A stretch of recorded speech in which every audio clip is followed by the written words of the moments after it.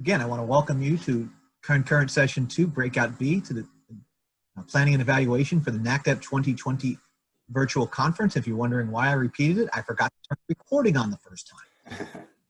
So this is a reminder the session is being recorded. I've asked the presenters if they've got something else they'd like to share to send it to me. That's why my email is in the chat box, so that when I package this all together and put it up for posting, that information will be in there. We have 3 presentations: Leveraging Extension Program for Comprehensive Planning by Daniel Walker of Purdue, Practical Evaluation Practices for Community Development Educators by Paul Roback of Wisconsin, and Using Ripple Effect Mapping to Give Voice to Coalition Outcomes by Rebecca Serra of Washington State. So just a couple of quick things before we start. Want to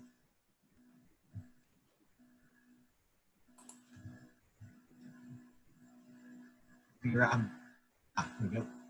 Just remind everyone the sessions are recorded, and if your mics, if you haven't muted them, or please do so. Each is 20 minutes, including Q&A. Please unmute and use video only during Q&A. So most of you who are just sitting here not presenting, probably a good idea to turn off your microphones, turn off your video. That helps the bandwidth, helps what I have to record. If you've got some questions, put them in the chat during the thing. Hopefully you know where your refreshments are and where your bathrooms are. And if you want to, and if you're afraid of multitasking, putting something in your hand would be a good strategy. So, and lastly, I do want to recognize that, as noted, we can't do this without sponsors. I'm not going to sit and read these entities, but you have probably seen some different presentations about some of these organizations. You'll probably see some others throughout the meeting, and I'd like to thank all of them for making this event possible. And now I am going to stop screen sharing, and I'm going to turn control over to Dan Walker, who will begin his presentation, Leveraging Extension Program for Community Comprehensive.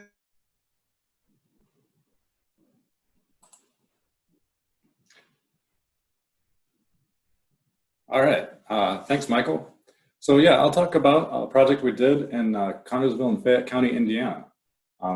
Just to take you on the map there, over on the left, you can see Indianapolis is the blue star, Fayette County is the yellow star. Overall, it's an agriculturally dominated community of 23,000 residents. That's fairly sparsely populated, only 107 residents per square mile. They've got an area plan commission, and that's important because it allows the county level planning agency to cover the planning responsibilities for the city of Connersville, as well as those unincorporated areas of the county as well. So the project was funded by the Fayette County Community Foundation, and it also had the support of the city of Connersville and the local economic development group.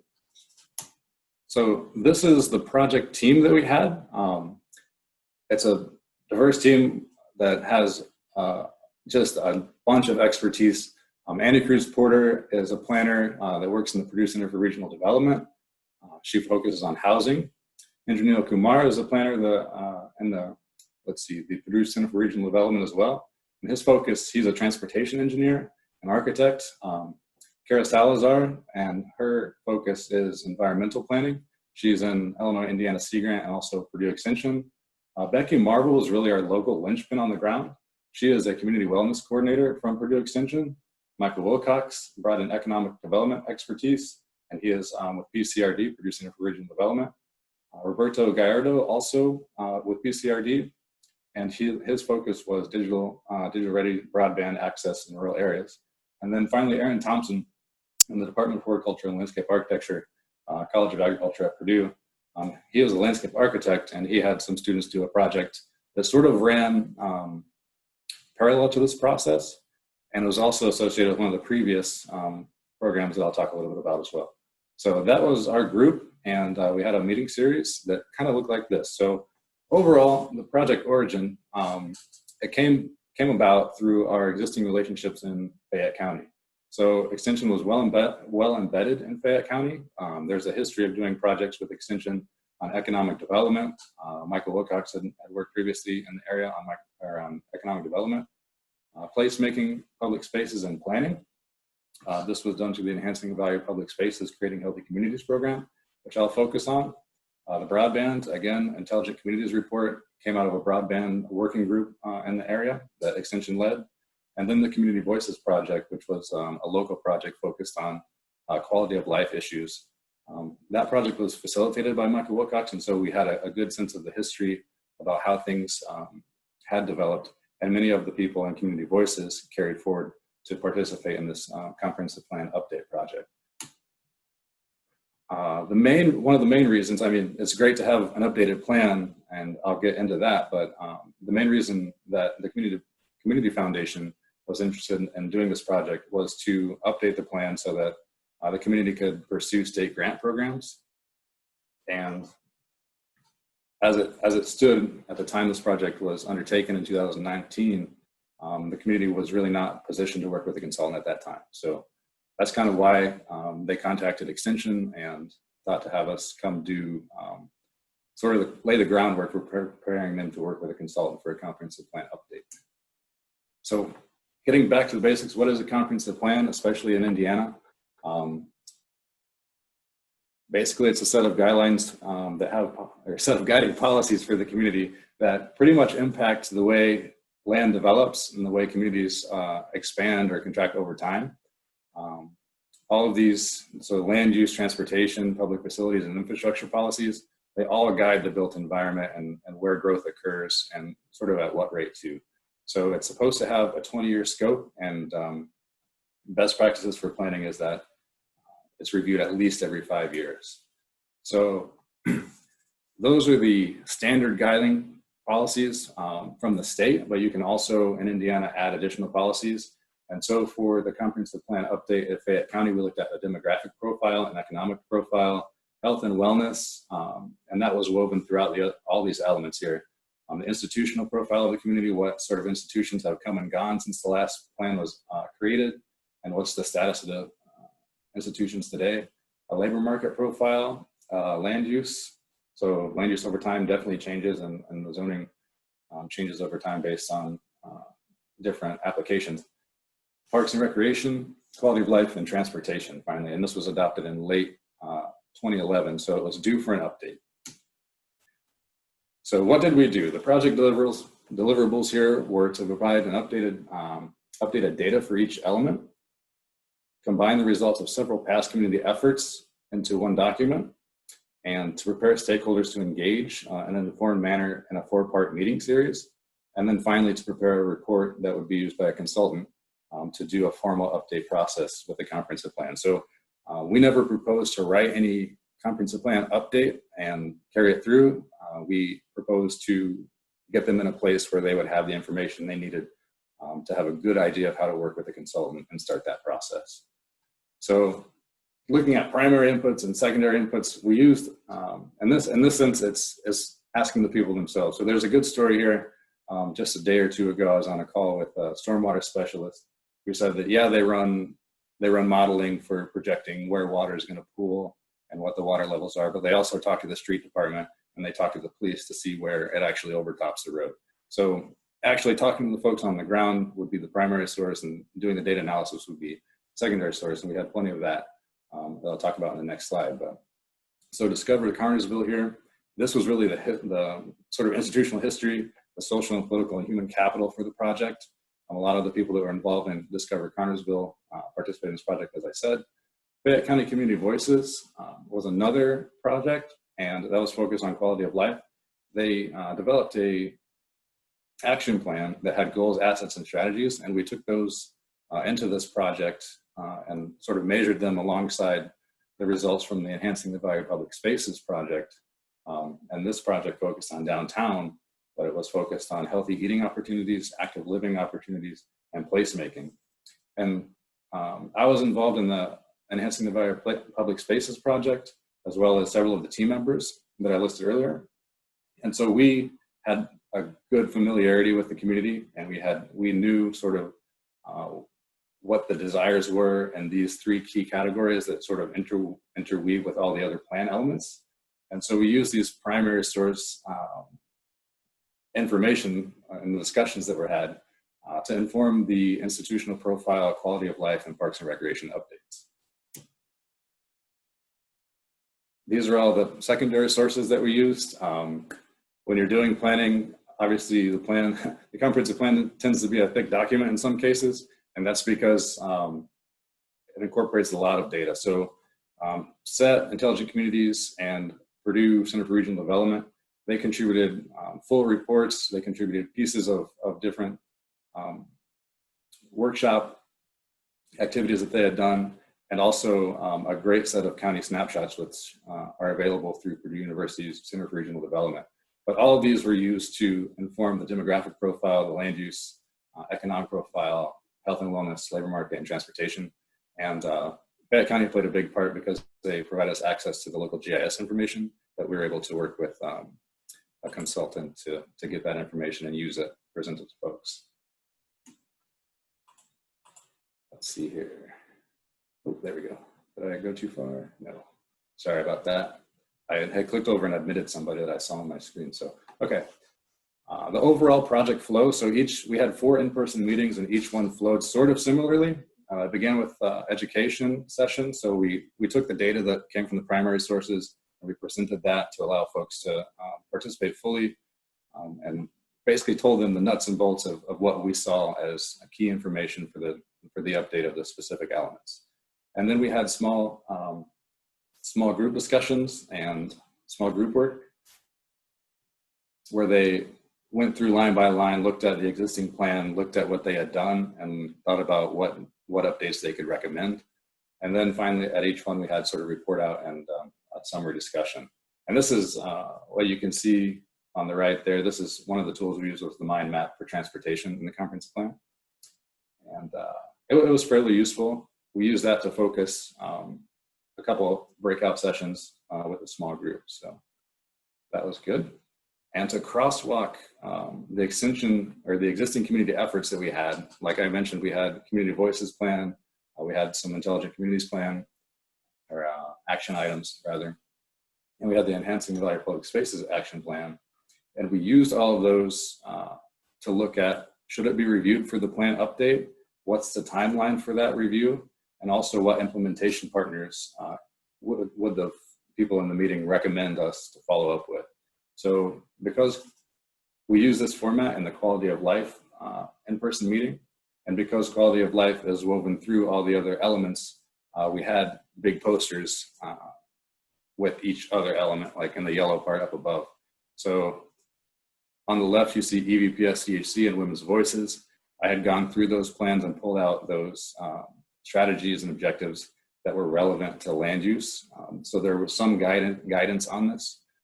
But it was, I mean, these were the relevant objectives. Not everything is going to be relevant in the previous works to this application. So some decisions were made there.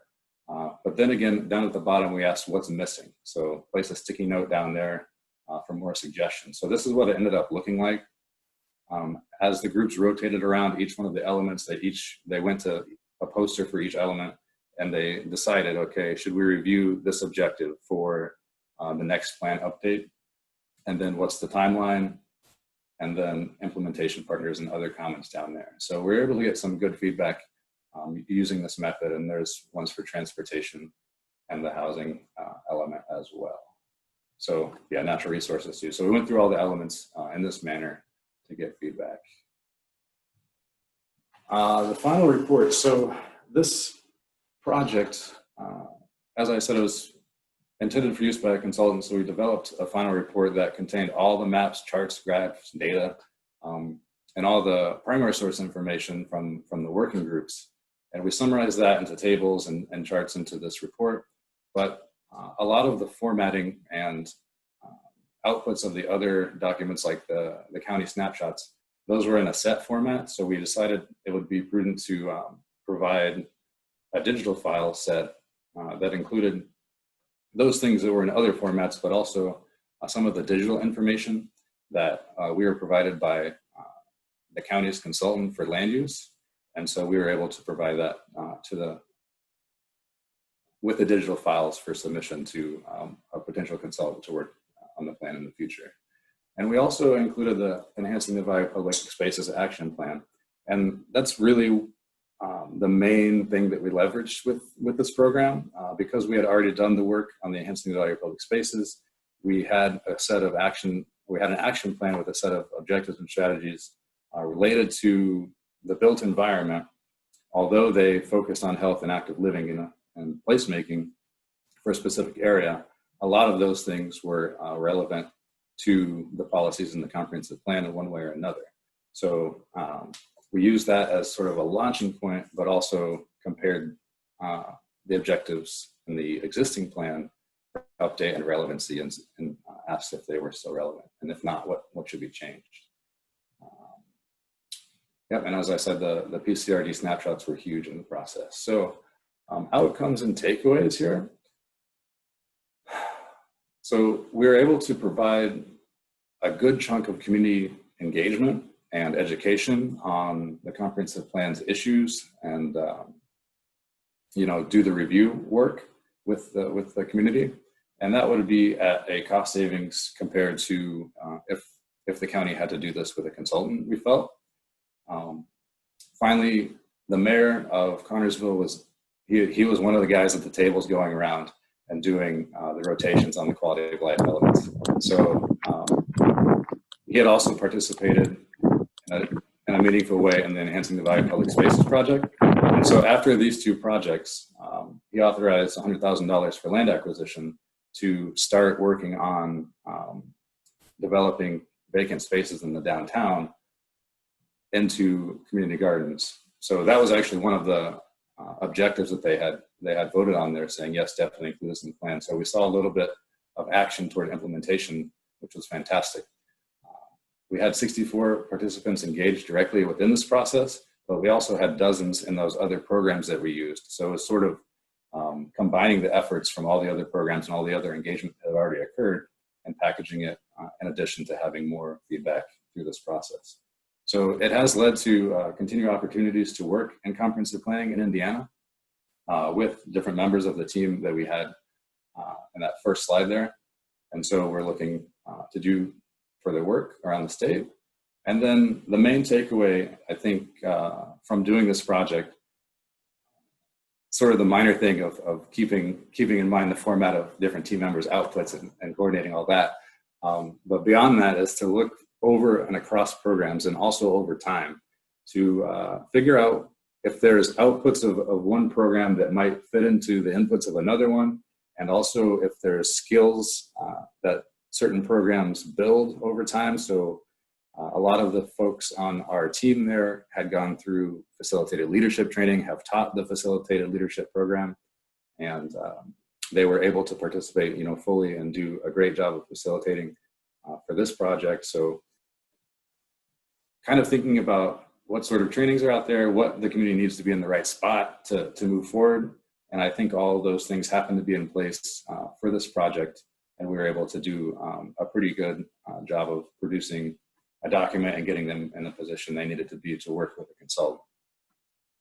So, and another thing is we included with the digital files, a lot of guidance on developing and putting out an RFP for working with planning consultants. So we provided some advice there to the community on what to look for.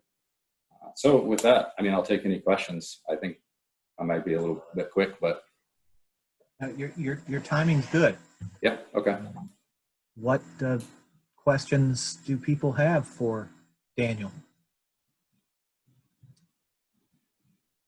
I know I have one looking at it back with you had a couple of pictures there from using the dot exercise.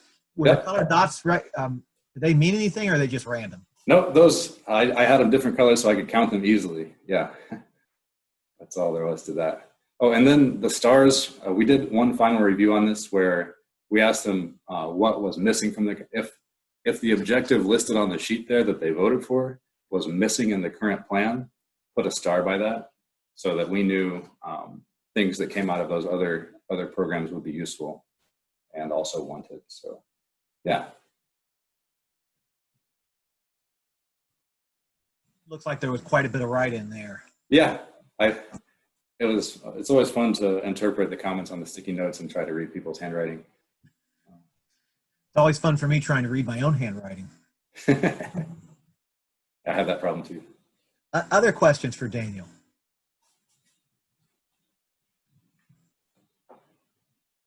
Okay. Was there cost recovery? Is this something available to other Indiana counties, or is it kind of a serendipitous one-off? It's not going to be a one-off. We are working this fall. We may be working digitally, and that's one of the COVID adaptations that I think we're all making, is trying to figure out how to do the process I showed, using Zoom and Jamboard and stuff, alternative means for participation. But to go back to the question about cost recovery, yes. So the grant, the Fayette County Community Foundation did, and also other community foundations around Indiana do provide grants to do planning projects. A lot of times those do go to consulting firms. We're definitely not in competition with consulting firms, especially in this case. We always try to sort of pitch the program as positioning them to get into that position. But yeah, we did have cost recovery for this through the community foundation.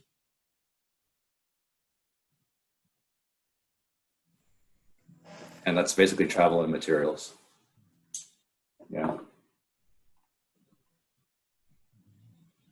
Doesn't look like there are any other questions. Last call for questions. Or Daniel, do you want to add anything? Any last thoughts? No, I'm just thankful that people were interested in this topic. So thanks for joining and having me present. Thank you for presenting. Thanks. So I need to turn it back over. Yes. Yes. Our next presenter is Paul Rohrbach from the University of Wisconsin, Practical Evaluation Practices for Community Development Educator. Let him get a couple of minutes here to get himself situated. I'm not sure sometimes these we put extra times we wouldn't run over or that. And if you're running on time, it's sort of like, seems like there's extra time, but it's, if it weren't for the extra time, I wouldn't see pictures like Michael Wilcox with a watermelon.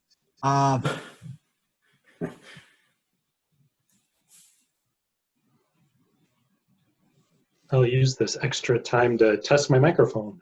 That's a good thing to do. Sounds like you're able to hear me all right. Yes. So do you have a presentation you need to share? I do. Okay, so we can get that all set and going.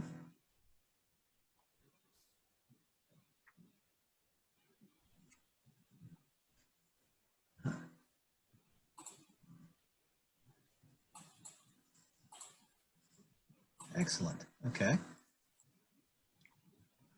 And We'll wait a couple of minutes, so we're not too far ahead of time. As I said, I don't want to run too early or too late. Again, Paul, if you could send me a copy of that when we're done here, so that I can make sure it's included in the package I give to the conference organizers, which will include this recording. That would be fantastic. I'll be happy to do that. I feel like, I don't know if any of you all have ever taught in an undergraduate classroom. You watch the clock waiting for it to strike the time the class is supposed to start, because if you start a minute early, someone's going to complain.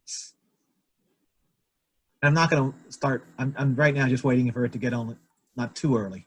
Aha, now, I see 4:13. I don't think anybody's going to get too upset if we start a couple minutes early. I don't think anybody get too upset if we're done a few minutes early.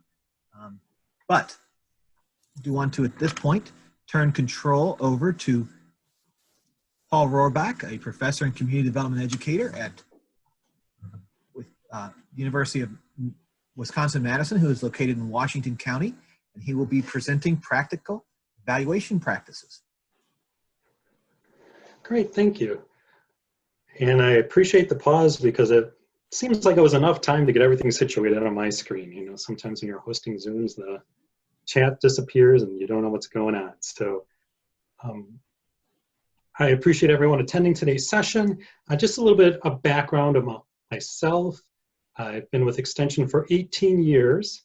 In in Wisconsin, and I'm a county-based educator in Washington County, which is part of the greater metro Milwaukee area. The county has 130,000 residents. The land use is half of it's agriculture, half of it is developed in cities and villages. When I started my extension career 18 years ago, a common theme that I experienced from colleagues that were more seasoned than myself was, oh, you're doing great work, but how are you evaluating the work that you're doing? What are the outcomes that you're measuring? And when I came to Extension, my background wasn't in evaluations or really adult education either. And so it really took me some time to think through, figure out and learn how to do evaluation and evaluation practices. So I am not an expert in evaluation by any means. This is not a session about evaluative theory. It's truly about some experiences that I've had and some lessons that I've learned and how I've been able to have building blocks that have led to successful evaluations. And what's interesting, after 18 years, I'm noticing some of the same themes with new colleagues as they join Extension in Wisconsin, in that they're doing great community development work. And sometimes I wonder, what education are they providing? What evaluation metrics are they using? How are they evaluating the work, and what are the outcomes of that work? So when I look across and try to help and coach and mentor, I have a lot of similar observations, reflecting back on how I started in the organization. I also noticed that some of our seasoned veterans experience the same thing, where they may not be evaluating as much as they could be. So I want to start today with the question, why aren't we evaluating more our extension programs? And I need to, excuse me while I'm trying to figure out how to advance my slide. There we go. Why aren't we evaluating more? I don't want to assume that you're not evaluating at all, but we probably could be evaluating more of our work. So can use the chat feature to provide some responses on why you think we do not evaluate more of our extension programs. Maybe what are some of the limitations? What are some of the roadblocks that are preventing you from evaluating? Oh, are you able to see the chat, or do you need me to read it for you? I am not able to see it again. Okay. Time, lack of time. As the agents carrying out the program don't have enough time with the people to evaluate them, don't think ahead of time about what to measure. Our reporting system doesn't sync with culture. If we create the evaluation and it isn't used, lack of time. I see a theme here. Yeah. We are busy educators, right? That's usually a theme, that we get so busy preparing for our educational program and delivering it. And then when we get back to our office, we move on to the next project. So we often sometimes evaluation feels like a luxury, that we don't have time to do it. So a few more have come in. Lack of front-end planning, type of things to capture difficult projects to evaluate, limited to no assistance. Great, thank you for those responses. And those are very typical responses that I personally have experienced, and colleagues in Wisconsin have expressed to me as well. And many times those responses may mean a lack of having evaluation tools, program objectives. Why are you doing the program that you're doing? What do you hope that people are going to learn to get out of it? Having a program logic model, understanding what are the short-term and longer-term outcomes of the work that you're doing, the education you're providing, understanding the evaluation process and when to evaluate your programs. Willingness towards self-improvement. Sometimes when we get evaluations back, it may be like holding up the mirror and seeing some of the ugly warts that we may not want to see about how we're providing and delivering our educational programs. Understanding our educator role. As I mentioned in Wisconsin, sometimes I believe that we are doing great community development work, but whether or not sometimes we're also doing the work of a community development educator can be proven by doing the evaluations. And then the evaluative habits. So oftentimes when we mention we don't have enough time to evaluate, that might mean that we haven't developed a habit. Things become easier with time, over time, as we develop the habit to evaluate, always thinking through evaluation as you're planning the program, and as well as making sure you evaluate at the conclusion of it. When I think about my extension programming, I primarily do organizational development work, a lot of strategic planning, strategic thinking, process facilitation. So OD on the left hand stands for organizational development. And why I'm doing this work, long term, I'm hoping that we'll have improved communities, that the communities in Washington County will be improved because of the work of the community development educator. And the stuff in the middle in that cloud, I'm hoping that we're building some social capital, human capital, and what I really focus on is trying to build and strengthen organizations. So building that organizational capacity. So when I think about my program logic and my theory of change, I'm really looking at how do I measure the stuff in the middle in that cloud there, so that longer term I can say that, yeah, as a result of my work, we're improving communities in Washington County. Well, all of us evaluate every day. Whenever we have to make a decision, you're weighing one criteria against another. So imagine you're standing in the grocery store in the aisle with all the cookies, and you see probably dozens and dozens of varieties and different packages to choose from. What type of criteria runs through your head in deciding which package to purchase? Sometimes it might be you always buy Chips Ahoy, you know you like it, so you have familiarity. So that's one criteria. Maybe you look at cost, maybe the size of the cookie, maybe the freshness date, maybe you look at the health, so how many calories are in each cookie. So there's lots of criteria that runs through your head when you're trying to make a decision and you're evaluating one cookie versus another cookie and you're purchasing it in a grocery store.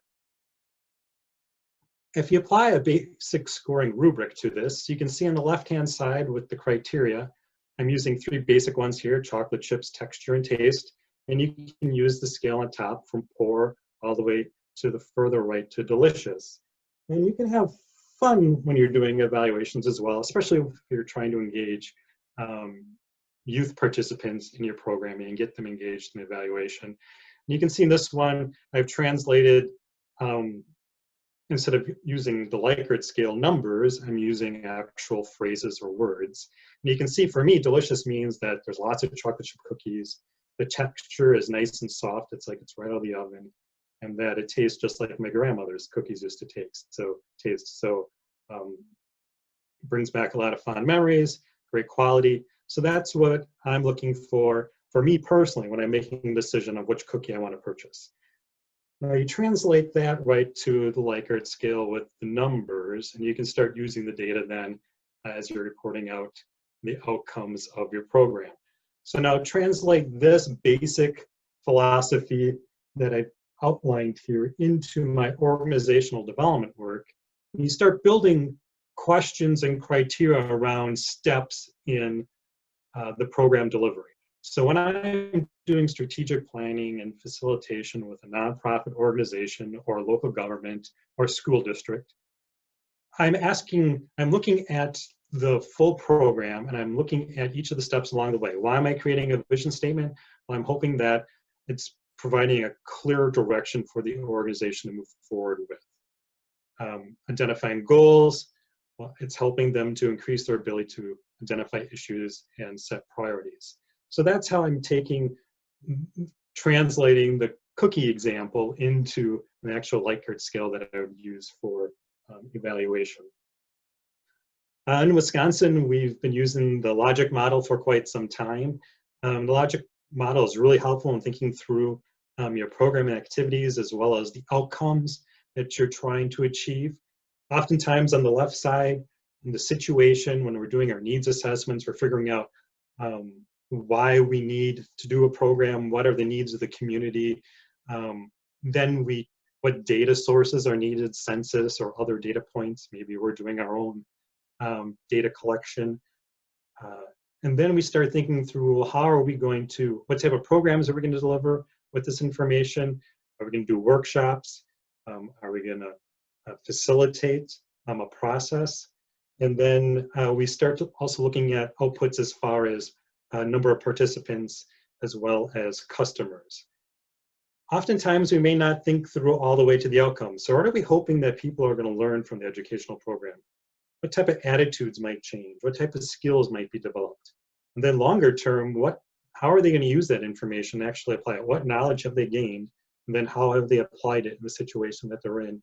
But hopefully the longest term, that some societal, economic, and environmental things have changed, like improved communities. And then that circle way on the right demonstrates that just because you evaluate doesn't mean that program is done. You can use that evaluation then to help inform future programs. So that's what I've been doing, is that I've been using the information that I receive back in the evaluations to actually change how I'm designing, developing, and delivering the programs. A quick example of how I applied this in Washington County. When I first started in this county about 12 years ago, I was part of a nonprofit coalition of 4 organizations. As you can see the logos at the bottom. Each organization was working with the nonprofit sector in different ways, and we decided to work together in a coalition in order to pool our resources. So we did a number of surveys to do a needs assessment. The goals for the surveys were to measure physical health as well as educational needs. And then in 2017, we also started to measure the longer term outcomes of the programs that we were delivering.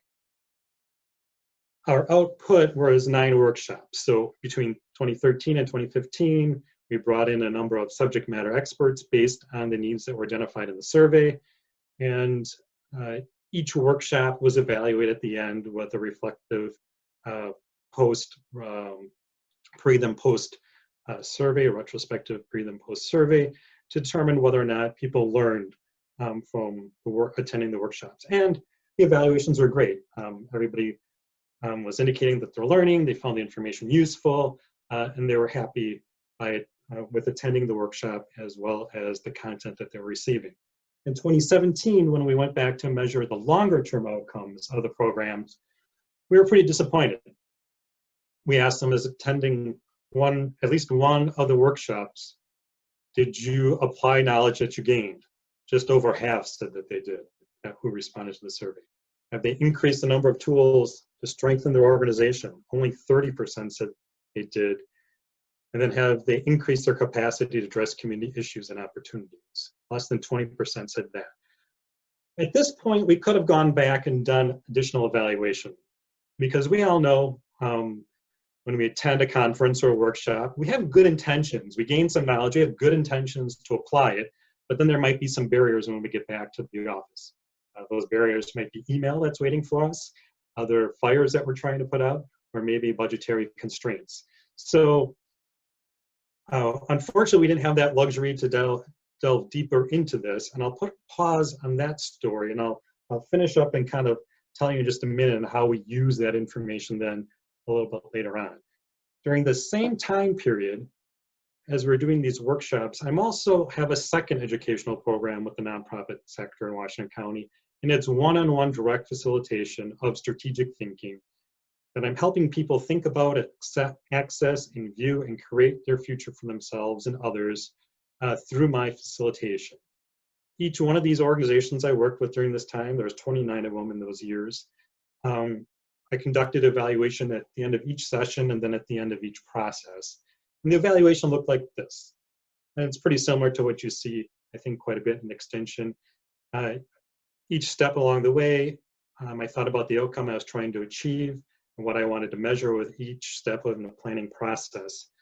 A couple tips: I always use yellow when I do evaluation. It's a good reminder for myself when I'm facilitating to remember to pass it out, because it stands out on the table in front of me. And then also, it kind of helps train your program participants that when they see the yellow paper coming, that, oh yeah, it's evaluation. And I always explain I do evaluation to measure how we're doing the process, to measure the outcomes, for process improvement, and also to report out to my funding partners, including the Washington County Board and University of Wisconsin system. By doing that, it informs them why the evaluation is important to fill out. Then I also give a little instructions on how they should fill it out. So I always say, if you strongly disagree, you would circle a 1. If you strongly agree, you circle a 5. And if you strongly disagree, that's fine. Just tell me why. Comments are very helpful for process and also self-improvement. And I do this because when people are filling out the evaluation, sometimes they think, oh, this is great, I'll give it a 1, thinking that, oh, you're number 1, when that's not really the case. It's the opposite. So sometimes I was getting a lot of 1s, then they get to the end, the last question, it says, how do you rate my facilitation? They would say, excellent. So by providing some instructions when you're handing out the evaluations, it helps increase the number of people that are actually filling it out, as well as the quality of the data that you received. Longer term, over that same period of time, the longer term outcomes I measured were much stronger than those workshops through the coalition. So you can see, as a result of my facilitation, a year later, organizations are saying that they've been strengthened, they're more strategic in fulfilling their mission, they've had an increased capacity to address community issues and opportunities. So the rest of the story, and why we didn't continue with the nonprofit workshops, is that I was having greater long-term outcomes through the one-on-one facilitation than I was having in providing the workshops. So it allowed me to circle back, think about my program delivery model, and that although I may not reach as many people by doing the one-on-one workshops with boards, facilitation, I mean, with boards, nonprofit organizations, I was having stronger outcomes, deeper impact than just a one-off workshop. I then take this information and I report it back to our funding partners, including the county board, who funds our positions here in Wisconsin. And this is an example. You may not be able to read it very easily on your screen. And this is actually our same recording system for Wisconsin. These get reported right to the state system as well. So I don't have to write to 2 different systems. I'm able to just directly copy and paste this right into the state system, which is nice. The first paragraph, I have the output, how many sessions, how many people participated. And then the second paragraph there are the outcomes. What did people learn? And then I also like to include some qualitative statements as well, more than just the Likert numbers. It's more impactful and meaningful for those that are reading these stories. So that was a very brief overview of how I went from building blocks of being able to demonstrate my program logic and how my individual organizational development program that I was doing in the short term was building organizational capacity. In the long term has strengthened the organizations, which then has led them to feel like they're more able to fulfill their missions and thereby strengthening the communities that they live and work in. So if you don't know where to start with evaluation, start anywhere. And don't let perfection get in the way of progress. Oftentimes, we may be looking for the exact perfect moment to evaluate, or the exact perfect question to ask in the evaluation. Don't let that perfection get in the way of actually conducting some evaluation. I found that these questions that I'm using now are not the questions that I started with. Over time, I've tweaked and changed those questions based on some of the data and feedback I was receiving, that sometimes my questions weren't really getting to what I wanted to measure in the programs that I was delivering out in the community. So with that, I think I have some time left for questions, hopefully. There's a little bit of time for questions. Does anyone have any questions for Paul? And we're not evaluating him, we're just asking questions about evaluation. Exactly, thanks. And I can see the chat box again. I don't know what happened there, but.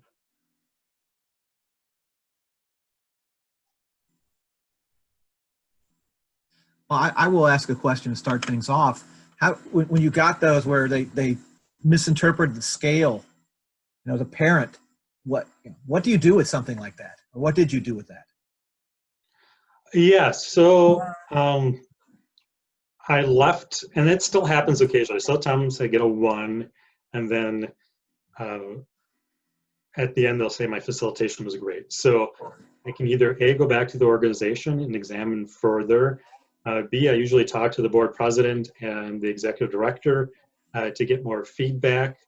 And I include it in with the evaluation. I don't discard it and just throw it out because I believe that even though I maybe have done an error, maybe it wasn't. So it always allows me an opportunity to pause and reflect and make sure that I'm adequately and accurately facilitating the process to the best of my ability, and it allows time for self-reflection and self-improvement. So I don't just assume that a 1 was by mistake. If everything else was looking good, I always include it in with the total evaluations and reflect on how I can make the process better. We've got a couple of questions come in on the chat. Actually 3 now. Any thoughts on getting people to go deeper than the sort of surface level, great job, or didn't like it, that aren't as informative? Yeah, so deeper level for me has been more meaningful by conducting modified focus groups. So actually going back and having conversations with organizations and participants. And one thing that I've been finding helpful, and this is a practice that I need to continue to improve on, is at the beginning of the process to actually ask the organization, what do they hope to get out of the process, and what would they like to evaluate in the process as well?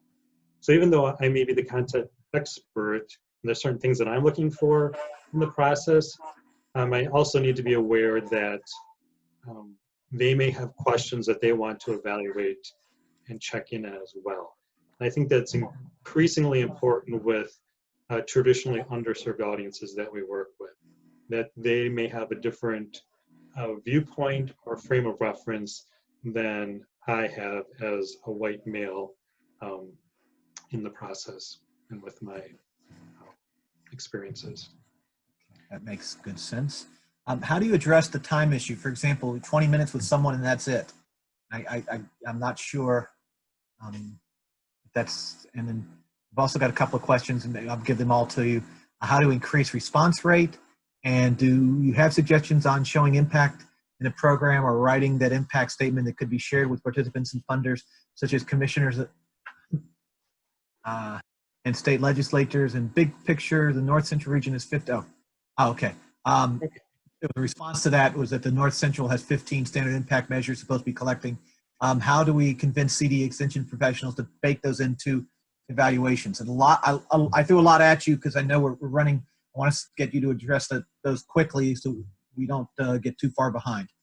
Yep. So time for evaluations. When I develop an agenda for a meeting, I always leave 5 minutes at the end for evaluation. It's not that the meeting has ended and then you pass out the evaluation. So the time is always built in there for it. Increasing participation rate for me, doing it in person always increases the participation rate than sending an evaluation survey email afterwards. Keeping the evaluation short and concise and not really long, and making sure you really focus in on what you want to measure, not the what may be nice to know, but what you really need to know. And then yes, it's great if the North Central region or if your state extension services have specific indicators and outcomes that they're trying to measure, that you can build those into the evaluation tool themselves. Sometimes that doesn't trickle down as well as it could, and sometimes at the local level we may not be aware of those indicators as much as we should. So it's kind of a both and, I think, in that instance. I think you've addressed it. There was one piece in there about impact statements. You have suggestions about writing or show program impact statements. And, yeah, so the slide that I showed, I guess I need to know a little bit more what you mean by impact statements. The slide that I showed with the newsletter is, in fact, an impact statement where I'm taking kind of the process in the first paragraph and explaining what I did and how many participants that I had. And then the second paragraph was really short about some of the outcomes that I thought were meaningful in that process. okay, I know we could go on having this conversation. I didn't, but we do have one more presentation. I don't want to leave Rebecca short time, so I'll I'll give control to Rebecca Serro. Paul, again, if you could send me the presentation, I'll make sure that it's out there. And now we've talked about activity, we've talked about evaluation. Now we'll talk about giving voice to your outcome by using ripple effect mapping to give voice to coalition outcomes with Rebecca Serro of Washington State University. Thank you, Michael. I And appreciate Control, it. it looks like you are already ready to share your screen. I hope so. So All you're right, good to go. hopefully everyone can see the title page here. What I'll be talking about today is using ripple effects mapping to give voice to coalition outcomes. I worked on this project, or this several projects, with Clea Rome, who is a director in Clallam County, which is on the west side of Washington State, as well as Deborah Hansen, who is a director of Stevens County, which is on the east side. I'm the evaluation specialist. I work with all 3 units at Washington State University Extension, which means that my work goes from human development to food security to ag to everything in between. So today specifically, I want to talk about coalitions, and more specifically than that, I want to talk about food security and food coalitions. So I want to go ahead and get started. So I know that it is getting very close to the end of the day, especially for you on the East Coast. So I always like to kind of give everyone a general plan for what I'll be talking about today. Really, I'm going to be looking at evaluation focus, the approach we specifically took, giving a little bit of an overview of ripple effects mapping. I know I recognized a number of names online today that I know are doing ripple effects mapping in their own communities, and so perhaps at the end we'll have the opportunity for others to share experiences that they've had. Go over the evaluation process, the findings, and then a couple final thoughts to close this out before you all get to break for the rest of the day and I go back to work, since it's only 1:45 on my side of the world. All right, so let's start by talking. But you had to start at 7 o'clock this morning. That is true. I will confess I might not have been on quite at 7, but yes, that was the time I should have been on. I won't admit what time I actually jumped on. All right, so the focus today is really looking at coalitions and other community-based groups, and the fact that they're really complex in structure. And so what we have found as evaluators is that traditional evaluation techniques are often less effective. For example, using a survey or using even interviews on one-on-one, what that doesn't allow you to do is get at kind of a group setting. It doesn't allow a group to talk together about what their accomplishments and what their stories have been. And so our focus with this was really so that we are able to find ways to better assess the work that's happening. So, I'm sorry, hold on one second.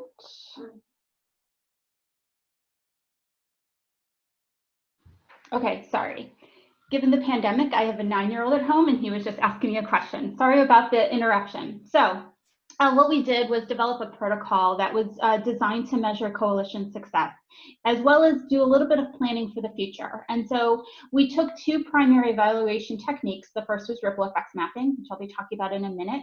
We also did some key informant interviews, and we used those in 2 ways. The first was through some participant validation, to make sure, kind of a member check is another way of referring to that, to make sure that the information that we were coding and understanding was valid. And then we also did some key informant follow-up interviews.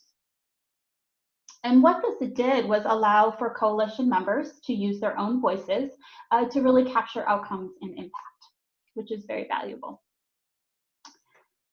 So specifically today, I'm going to be talking about 3 food system related coalitions. The primary goals of each of these coalitions were similar. They were all located within the state, but they weren't working together. They were working within their own local or regional food system. And their goals there were to reduce hunger and strengthen their system in a way to ensure that food insecurity was decreased. So the coalitions included these types of partners, things like healthcare organizations, nonprofits, public officials, farmers. The other relevant individual stakeholders included, for example, one coalition included Veggie RX participants. Another included low-income gleaners that were participating in the community. There were tribal leaders that were at 2 of them. So the idea, just to kind of what I'm trying to get at here, is this concept that there were a number of different sources within the community that we were looking to gather information from, and to understand the work that was happening. And so what we did was chose to use ripple effects mapping, which is a participatory evaluation technique. I'm going to spend just a little bit of time talking about what this process looks like. As I mentioned before, I know some of you are very familiar, but I want to make sure that those who don't understand what it is get a little bit of a picture. So ripple effects mapping was developed about 10 years ago now, and it was developed to understand both the intended as well as the unintended results of what happens when an individual, a group, a community, a region gets together and does a program or a project or does something to make a difference. And more specifically, what we're doing here was looking to understand how to effectively evaluate the contextual work that was happening with each of these coalitions. So for ripple effects mapping, we were looking at using 4 key components. The first was the participatory approach. We actually worked directly with stakeholders to impact the process. To contribute we had them contribute to which evaluation questions they wanted to use, who they felt would be best to invite to participate, as well as the prioritization of themes after we were done with the mapping. So it was very much a dialogue, both ahead and following the ripple effects mapping. And the second key component of ripple effects mapping that's really important to mention is the use of appreciative inquiry questions and interviews. And what this is, appreciative inquiry is the positively framed questions that we would get with each coalition, and through a paired interview process, participants would take the time to reflect upon their coalition's work. So I'm going to share the questions with you in a little bit, but just kind of keep in mind that the goal was for people to think on an individual level first in small groups so that they could be comfortable thinking through what had the coalition done, what had they seen, what were positive impacts, and then we went and shared it on a larger basis. So the third important key component is mind mapping, and this is when individuals share stories out to the larger group, and we have a facilitator who's visually mapping those stories to the wall.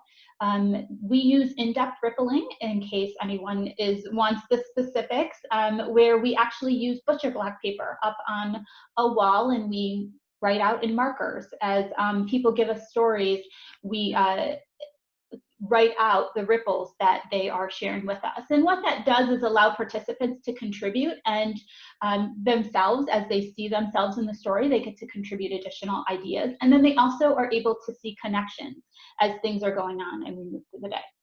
And then finally, the fourth component I wanted to mention, which is very important for this project, was the qualitative data analysis piece.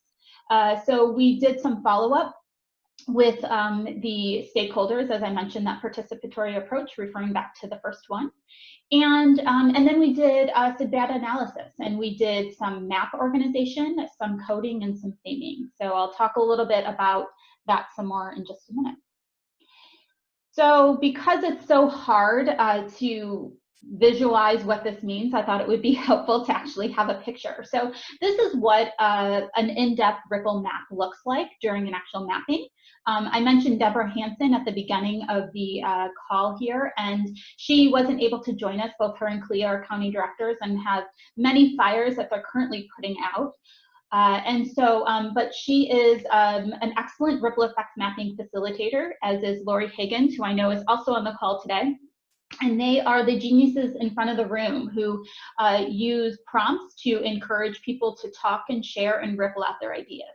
So this is a map as during a process, and then this, Lori will recognize, is a completed map. So you can see in the beginning, as we ripple things out, we choose a color for each ripple and each story that someone's telling, and then by the end, there's a whole number of colors and stories that have been shared. So what did this process specifically look like? what we were looking to do, each coalition that spoke with us at different times really wanted to understand how had their work impacted the local food system. So beyond that, though, they also wanted to understand what should be the next steps that they should take. So they made the assumption that they were doing work, and it's probably good work in the community, but of course they wanted that evaluated, which is important to do. And then they wanted to think about, are there different directions we should be heading in? Is there different things we should be thinking about?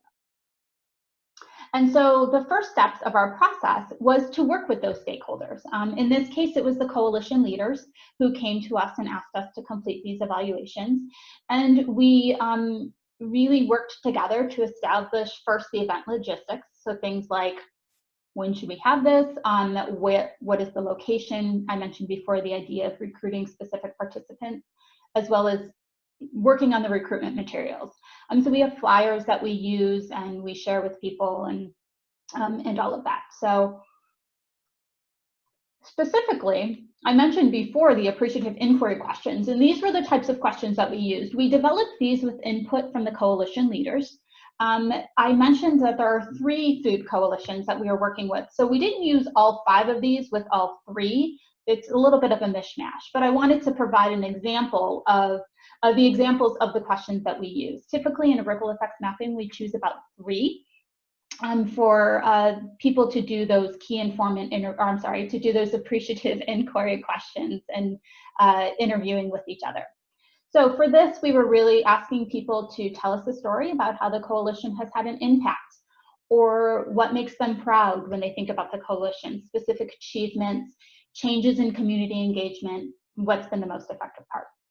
So that's the process. But then following the mapping, we had some additional things we needed to do. So I showed you a couple screens ago that really crazy, colorful map, which is very engaging and interesting to see as you are in the room, but it's difficult to work with. And so our first step following the mapping is always to digitize the map using an XMind mapping software program. And this is what, nope, you can't read it, don't even try. The intent was just to give you an overall picture of how you go from the colorful map to what an electronic map will look like, or a digitized map. For these evaluations, I used an inductive coding process to reveal what some patterns, categories, and themes were from them.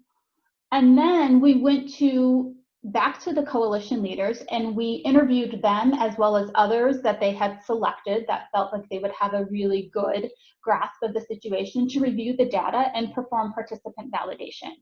And that's a really critical step because coalitions, as I mentioned before, are very complex. There's a lot of players, a lot of moving systems that as outsiders we didn't necessarily understand. And so there were definitely things that we corrected within each of them that we had gotten wrong. Some things as simple as a name or a process or when something occurred. Others were much deeper than that, where we had a complete wrong idea about how a story went. And so by getting that corrected, it made the data that much more valid. And then we contacted key informants that weren't at the mapping to collect additional information. And then, of course, there's always the final analysis and then the reporting back out. So the data from each coalition was coded individually. This allowed everyone to receive a personalized report. But there was also some uniformity across coalitions as well, which I found fascinating and actually kind of what really pushed us to think through this as a broader picture instead of a one-off evaluation. So number one, we really were able to find ways that each of the coalitions were finding opportunities for the food insecure in their communities to access food. And you can see within that broad theme there, things like increasing access, availability, decreasing insecurity, and increasing awareness. Also, there were advantages that were identified to both the local community and individuals. As well as advantages to the coalition members by being engaged and committed and involved. They got advantages from just participating in the coalition in the first place.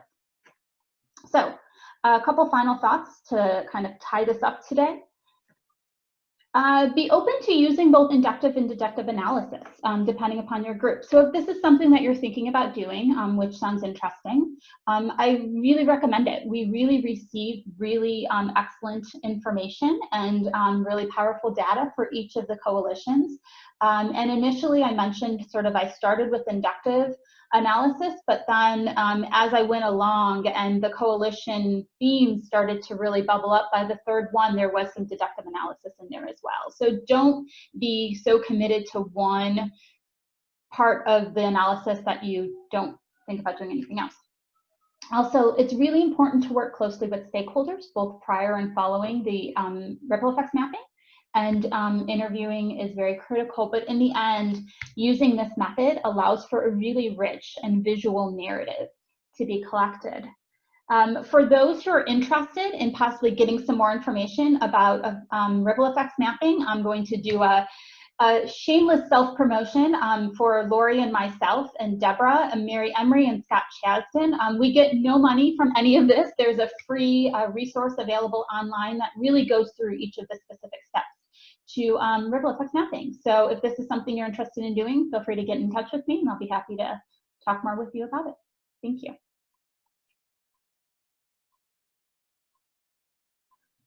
I couldn't find my cursor there for a moment to shift this back in. Want to thank Rebecca for her presentation. Ripple effects mapping can be very effective, but if you're not familiar with it, it probably can raise some questions. So at this point, we've got some time for questions. So either you can unmute or just put them in the chat box if you've got some inquiries you'd like to know about this process. Yes, actually, I will, as we're talking, if anyone else has any other questions, I will go and get the link and insert it into the group chat. Give me 1 second. And I'll also be sharing my slides with Michael so that, there you go. Econometric tools to be used to measure the ripple effect. We have, thanks Ashley. We have done some economic analysis using ripple effects mapping, but that's an entirely different presentation for an entirely different day. So I encourage you to reach out to me. I can have an offline conversation with you because the answer is yes and no. It's a little more complicated than we expected when we started doing the work. So there has been some work done and we are in the middle of doing some more, trying to figure it out. We've done some pilots already within counties, but yeah, so get in touch with me and I'll be happy to chat a little bit more. So Walt asked about the inductive coding process. So inductive is when you start from, in essence, the ground up. You're not going in with a preconceived notion or a preconceived theory. And in this case, I use something called in vivo coding, which is using the participants' own words to identify what the general categories were. And then from there, it's a cyclical process where you go and you review the information again and again to see what types of things are bubbling up to the top and coming out. And so the codes in essence are built and modified throughout until you get to the end where you have these primary themes and then some sub-themes underneath it or subcategories, subcodes, things like that. So hopefully that answers. The map software, a little more to digitize the map. Yeah, so xmind.com, thank you, Lori, for jumping in the box there. There is both, as she mentioned, a free version and a pro version. We like it because we can connect our community partners to the free version and it allows them to use a PDF or print out a PDF of the map. The pro version will let you take the digitized version and actually turn it into, you can use a variety of different platforms. So you can take it to Word, to Excel, to some qualitative analysis programs. And really what we do is we take the information and we put it into the map so that we're able to organize it more. If you go to xmind.com and play around with it, it'll give you a good idea. And if you want to get in touch with me, I'm happy to send an example of a digitized map. And as Lori mentioned, it's $59 for a copy of the software, and you don't ever have to update it if you don't want it. So it's very affordable, which is another reason we use it.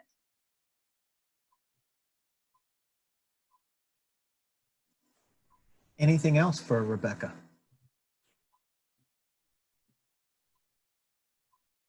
While we're waiting to see, I just want to remind that this is our last formal piece of activity for today for the conference. There is an optional social hour with the President Hodges with Adam between 5 and 6 Eastern. That's 2 and 3 in Rebecca time. Tomorrow, the plenary is listed from 10 to 11:15, although it really begins about 10:30. So that's 9 o'clock Central, 8 o'clock Mountain, 7 o'clock Pacific day, with about half the connect with Chad Littlefield revisiting, then some a 3-word chat at 10:15, followed by at 10:30 the plenary on how GIS is making a difference during COVID. A break from 11:15 to 11:30, and concurrent session 3 runs 11:30 to 12:45 Eastern, with lunch on your own after that, and from 1:30 to 3 Eastern, the closing session with another 15-minute break, and then the mobile learning tour talks at 3:15 to 4 o'clock Eastern, which means it's lunchtime on the West Coast, and then the closing optional social hour. There are some post-conference real talks and workshops on Wednesday, but I'm not going to go over them. All of that is on your program, but just want to remind you of what is coming up, and to thank our presenters, and wish everybody well. Again, I'll be taking all of this and putting it together and sending it forward for posting. But thank you to Rebecca, thank you to Paul, and thank you to Daniel. Thanks for hosting us, Michael. You're welcome.